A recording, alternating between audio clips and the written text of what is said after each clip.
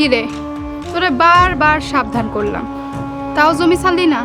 না, ওই জমি আমি ছাড়ুম না। ওই জমি আমার। মৃত্যুর আগে আপনার স্বামী ওই জমি আমারে দিয়ে গেছে।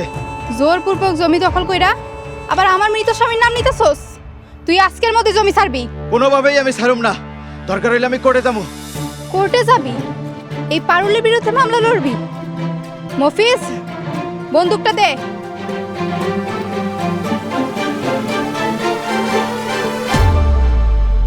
আপনাকে লজ্জা করে না? একটা অসহায় মানুষে এইভাবে নির্যাতন করতেছেন? তোর কত বড় সাহস আমার কাছে বাধা দিছস? আল্লাহর উপরে যে ভরসা রাখে তার কাছে দুনিয়ার বন্ধু কিছুই না। তুই যে ওর পক্ষ নিতেছস, তুই কি ওরে চিনস?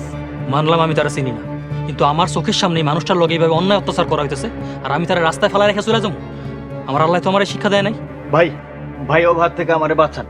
ওরা আমারে মাইরে ফেলাইবো। আপনি চিন্তা করেন না ভাই, আমি বেঁচে থাকতে আপনার কোনো ক্ষতি হতে দিব না। আপনি আমার লগে আহেন।